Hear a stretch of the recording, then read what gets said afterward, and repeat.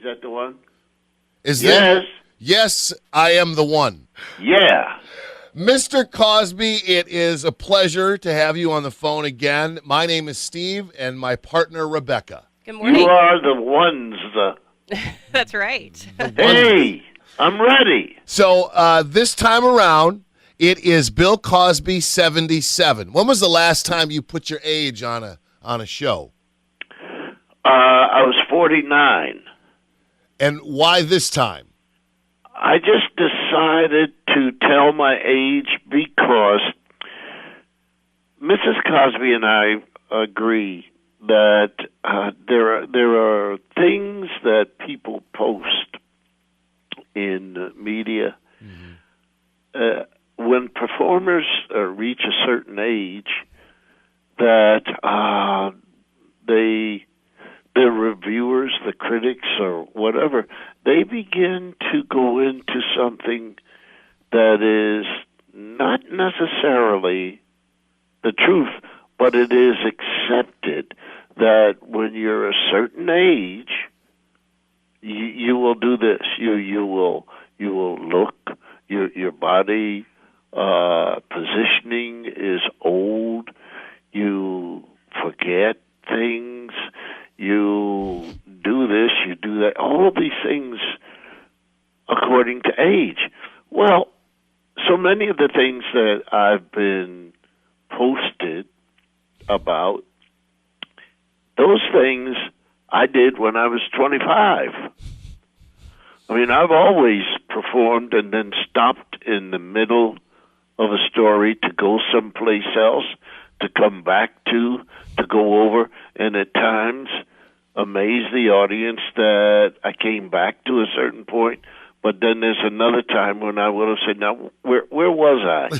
Well, when you're let's say 55 and whatever, they begin to put those things out. I remember clearly, like newspapers reporting things that, I mean, it wasn't true, but they made it happen. I saw him, and he walked out, and he was slow, and he looked tired, and it wasn't true at all. So, 77, I want you to see it. I want you to know it, and it was in San Francisco when I did it. That's going to be on Netflix November 28th is when it premieres, yes? Yes. Now, are we getting a preview of that special when you come to the Coronado on October 3rd? Well, I don't know. I don't know because a fellow asked me a long time ago. He said, "Do you plan your show?" And I said, "Yes." He said, and so you go out and you do what your plan is. I said, "Oh, of course." He said, "So if you plan to do this and that and that and that, you'll go out and do it?" I said, "No." He said, "Well, but you said you planned it." I said, "Yeah, my plan is to go out and plan whatever I'm doing right then and there." Uh-huh. So that's why I really don't want to promise someone that I will do a certain routine, et cetera, sure, even if it's something that I'm very, very excited about. For instance, there's a piece I am very, very excited about, and it's really a teaching lesson because I feel that what I'm doing is somewhere between what a stand-up comedian does and what someone does, like Hal Holbrook, you know, when he sits and he does the old man sitting there talking, and these are performances. And I want people to see one man making you laugh, making you smile, making you feel good, and it's all stories, thoughts. So So I have this one thing I am very, very proud of now, and I will have to just title it Uncle William, my mother's brother, who I remember. I was four years old. I think he died when I was about 6. But he was a man of few words. But now that I recall this one particular story, I wrote it, and man, the fun that I'm having playing myself at age 5 and playing Uncle William, who might have been 51 years old or something. Okay. Oh, buddy, it is absolutely delicious. And I really feel that I have the audience captivated and just waiting and being entertained. And I feel that I could have never done this routine until now because of the experience, my experience with being past 51, my experience of our children, my experience of being a grandfather, to be able to answer and to be able to understand this man. And then as an actor, to let the audience see the man think and have the audience trying to anticipate what his answer is going to be. Would this uncle be whom you are named after? No. I think I'm named. Well, let me put it this way. I'm not sure. But I do know that on my father's side, my grandfather had a brother in Virginia. Granddad Cosby had a brother who was, in fact, very popular because he was a school teacher. And on my paternal grandmother's side, which has German, there is a William. So that name is very, very popular, and I don't know who Henry is, but I don't think, usually people give middle names to wealthy relatives. Nobody had any money on any side. I don't have a middle name either. Nobody had any money on either side of me either. Well, you could. I'll give you the name Cosby. There you go. Now, your lady there. Yeah, Mr. Cosby, can I ask you to time out? The lady has to do the newscast real quick. Really? Yes. And what city are we in? Rockford, Illinois. The sinus capital of the world. Here we go. Good morning. It's 7:26 and 46. I'm Rebecca. And 2014 might be the year of Hollywood reunions. We got the Tanners getting together for Joey's wedding. Tina Fey and Lindsay Lohan budding up to celebrate the 10th anniversary of Mean Girls. And now we have the cast of the Mighty Ducks reuniting because that movie is 20 years old. Wow. Doesn't that make you feel old?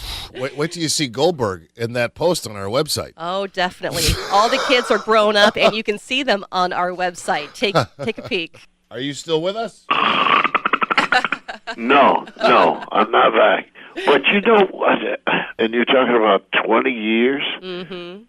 The Cosby Show hit 30. Let me give you a mark. Malcolm Jamal Warner, Theo, is in Boston. He is the lead in a play called Guess Who's Coming to Dinner? So he is playing Sidney's role. Yeah. So that puts him in his 40s. I'm 46. I remember it was this week in 1984 that The Cosby Show premiered. And I think you may be the same age as Denise. Oh, wow. If I were to sit here and be asked to recall the episodes that made the largest impact. It would take me the whole rest of the day.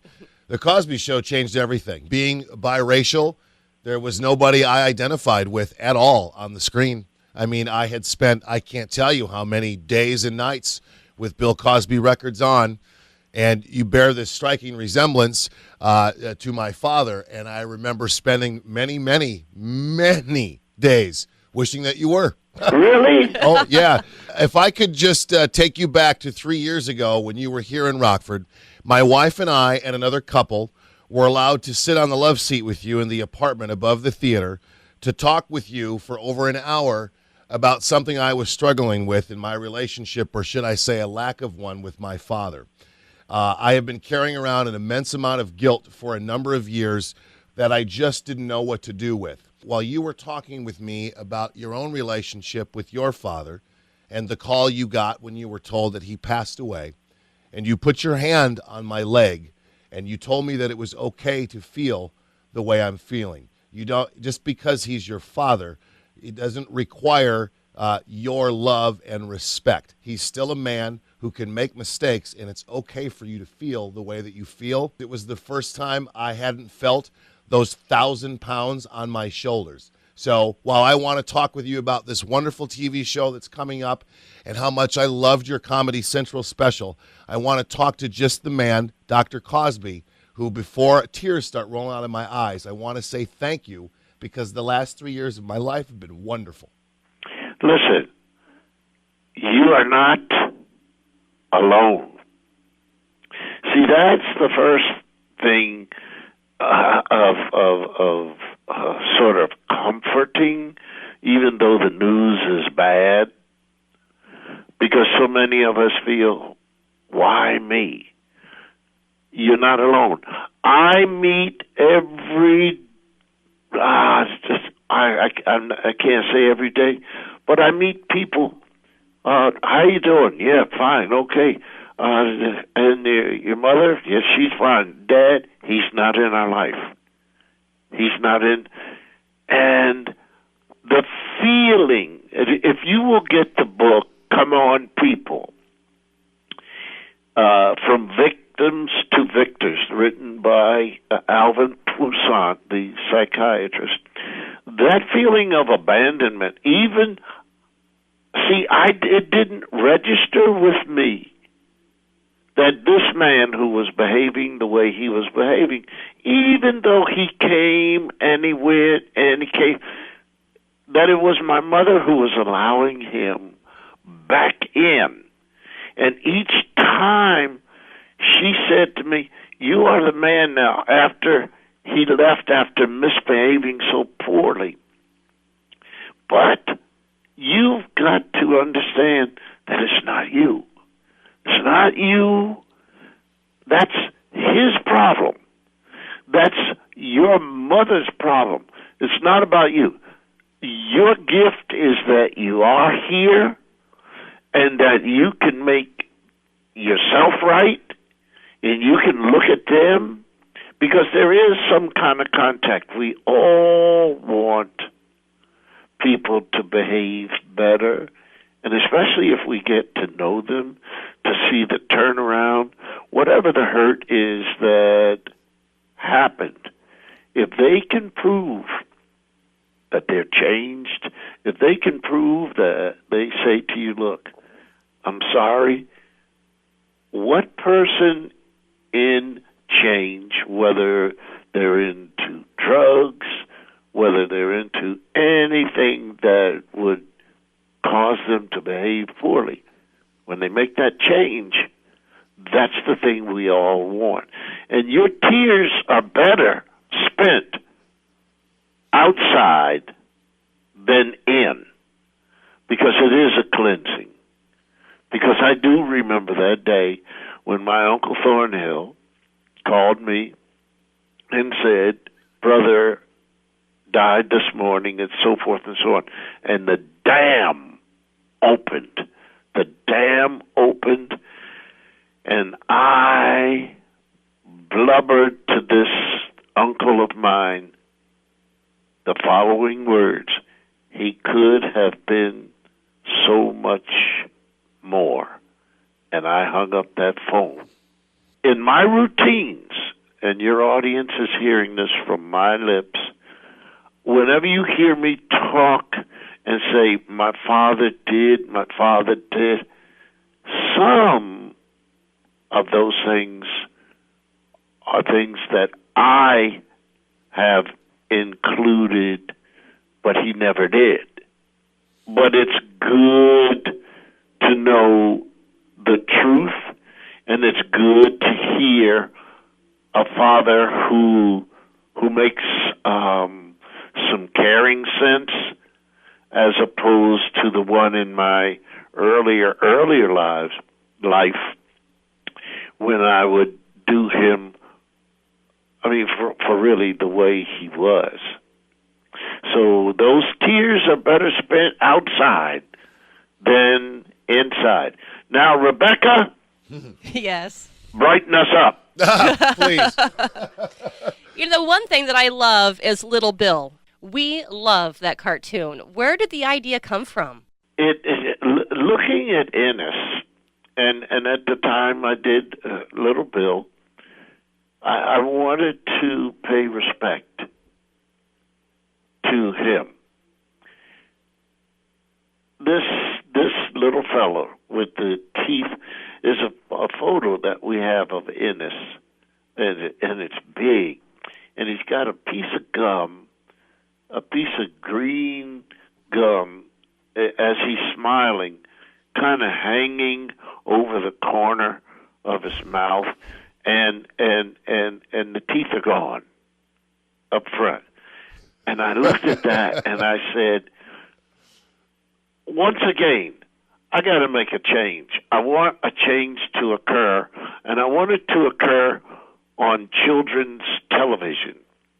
I want a little kid who is that age that it's somewhere between hugging him and kissing him, and the other one is, look, you're getting on my nerves. and I had a crew. That drew, directed the voices. I want every person who's ever seen that show to know that there was nothing but love going on for everything in and on that Little Bill show. And that's the best way to do something. And we broke all of those, not the rules. We just broke all of those stereotypical children's animation sounds and trying to sell things, et cetera, et cetera. Your return to primetime television, you hear about it, and then it's simmering below the surface. We don't have any details. We don't know when it's premiering. We don't know what's going on. I want a story. It's a different day and a different time. And the only way I can tell you why I can't tell you anything is because it's a different day and a different time. Back when we did the Cosby Show, that would be tantamount to before 9/11, when you went to the airport. And you had a ticket, you put the ticket, and they took your luggage, put it in the conveyor belt, and then you took your carry-on, you went down, you sat at the gate. Doo-dah, doo-dah. Today, with network TV, is like post 9/11. You go in, you have your ticket printed before. You have to have your passport, your driver's license, or whatever. You walk, and now you get to a desk, and then you hear a lot of yelling. Please take out your phones and your phones. Take your shoes, take your belt off, and hold your pants up. If you have any knees, if you have any elbows, any heart that's made of metal or anything, put it in, clang, and you're putting things in this in this plastic container, and it's rolling down, and the guy gives you, or the woman gives you your passport and your boarding pass. You go, and you stand in line again. Now you go through a machine, boop, boop, random, and people, could you raise your arms, raise your face, lower your pants, and pick up your butt and walk over here. And, sir, what is this bottle of something? Well, that's for my medication. And here's a prescription, and show this, and then you get, you have to walk to the gate, and you keep hearing, if you hear something, say something. If somebody leaves it, that's the way it is. I do know that I've spoken to the people at NBC, and they said, you got it. We are excited about the show. I even hear there was an announcement. Bill Cosby is coming to NBC. I know who the writer is. I've spoken to him. I haven't seen the script. You'll be playing the patriarch of a family. So it'll be like your son's family? There's going to be Cosby, and then I will not name the star, the actress I want for my wife. It is not Felicia. But I don't know if they've spoken with or to her. She will be my wife. She will be 70 years old. I will be 77, 78, 79. And it will be our house, according to what I've been told, and people come and go. Children that we've had, and we deal with wonderful stories. They're wonderful because, you know me, I'm not going to let hatred abound. I'm going to let happiness be there. I'm going to let people who want to trick the old guy, and if he comes up with something and he outsmarts him, or maybe he might outsmart himself, but there's going to be smiles and laughter and behavior that people enjoy. There is a wonderful thing about a comfort zone. There is a wonderful thing about causing people to smile, people to recollect.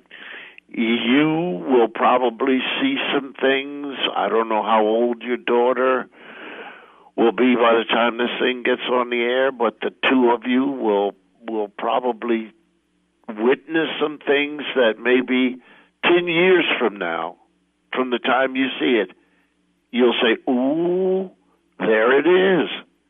This is exactly what we're going through now. That kind of thing. But we're aimed at funny, and we're aimed at love. I did say to them, and I don't know if it's going to be in the script, but I want to see people, our children and their children, and different people come to the house and spend 3 days there, because I remember that being something that my grandparents loved. And we didn't, those beds were filled. And in those days, we didn't have sleeping bags. So you just pulled out a whole bunch of blankets, and you slept on them. And the other thing I wanted to tell you is that, see, this world is a place where people define you.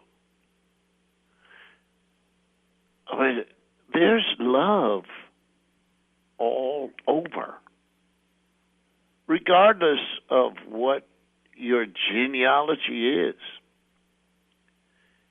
There's love, and you can't let a child grow up because the one nationality married another one and conceived that you are different in the soul, in the spirit of who you are, it still comes from the strength of what is in your home and the corrections that the parents can make. And if one goes bad, it is up to then parts of the family, the community, or whatever, to help straighten you out. When you look at kids, many of them, my father's not in our life. We don't have it. We don't have the mother. I am a foster child. These things have caused so many youngsters to not have the information that comes from great parenting, that comes from great relatives, that comes from great neighborhoods, great neighbors, and you don't have to be rich to have a great neighborhood. Becky? Yes. Save us! You guys are deep. Well, okay, let me tell you about my observation. We all know that a tremendous number of great things happen to many talented people, yourself included, Mr. Cosby, from spending time on the couch next to Johnny Carson. So we fast forward, and now we have the remarkable Jimmy Fallon, but I have watched your appearances over the last year or so. Why are you always on the floor? Because this guy sets up. Look, okay, I'll give both of them. Let's say Becky represents the person who's going to take the notes and then go over, print them up, and then give them to Fallon so Fallon can ask the questions, right? Right. Mm-hmm. So Becky calls, and I talked to Becky, and I said, well, yesterday we did this, and the other day I found a frog, and so-and-so, and there was somebody did this and did that. She said, okay, and we talked for about a half hour. Then I go to the show, and I'm sitting in my dressing room, and Becky comes in again with the card and says, okay, let's go over this, and you go over that, and you walk, and then he said, okay, 3 minutes, 4, 5 seconds, 3, 2, go out, and poor Becky. Everything she wrote, there's nothing, we don't do a thing that was on any of the cards. That is, to me, the only show, period, that I have ever done consistently where he doesn't know where I'm going, I don't know where he's going, but we respect each other. And when we do the commercial break, after, man, we stand up and we hug each other like, yes. And he's not afraid, and I'm not afraid, and we respect the audience, we respect the band, and so every time you see me, so far, I have not done a thing that's been on those cards, and he doesn't mind it. When he jumped on my back, The tightrope one. Yeah. I didn't know it, and then he put his hands across my face. He almost pulled your I eyeball loved out. all of it. The audience was loving it, and I will tell you the absolute truth. For the next 3 weeks, I had no problem with a back that I was having problems with. He made an adjustment. Jimmy Fallon, the chiropractor. There you go. Yeah, and I'm telling you, tell your audience, man, it is swinging. It is absolutely swinging. He does not mind. Mrs. Cosby said he just makes you feel comfortable. Mm-hmm. He makes you feel that this guy is a good guy. He's a good guy. You know, that was my next question, because you certainly feel that, but you just wonder, having never met the guy, is he as genuinely nice as he comes off on that screen? There's an old saying that I read in one of those books. It doesn't give the name of any of the great sayings, but it says, heroes should be judged from a far. Now, anybody who wants to look deeper, you can find out that he pulled some legs off of an ant, that he plugged up an ant hill, so the other ants couldn't get back in or something. So let's just leave it that way, that when you sit down, he entertains you. Yeah. Whether or not he poisoned his grandfather, that's something else. We went from plugging up an anthill to poisoning poisoning. his grandfather. I like that. I loved the story you told, having a 9-year-old daughter. Oh, yes. Who has difficulty, keeping her room tidy. Remember when we had the Huxtables and Cliff, it was the first episode, which I feel that segment with Theo and Cliff is a classic scene. And he walks in and he steps over stuff. And Theo looks at him in a different way when the father says, it's hard to get good help around here, isn't it? Mm-hmm. And we all do that, but I think what happens is in that time of life, we really don't teach enough to request, and then, if you want to use the word demand, but you've got to stand on your own. How old are your children, Rebecca, if you have any? Mine are 18 and 4. Okay.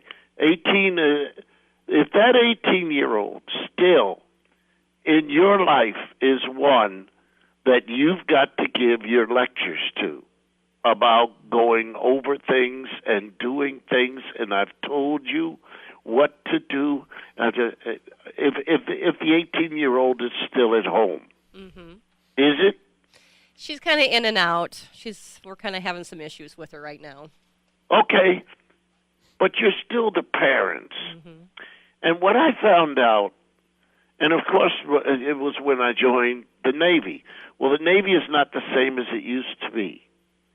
But the time that I went in, the first thing that man said to me, and I hated him for it, I got up, I made up the bed. He said I had to make up the bed. We all did. Then he saw my bed, and he took the sheets and threw them, the blankets, and threw the mattress. He did it to just about everybody. And he came around and said, I want this done the way I'm telling you to do it. He looked at me and then he said, I'm not your mother. And it means a lot because so many mothers will talk and complain, but by the same token, they're doing the job that they're complaining about.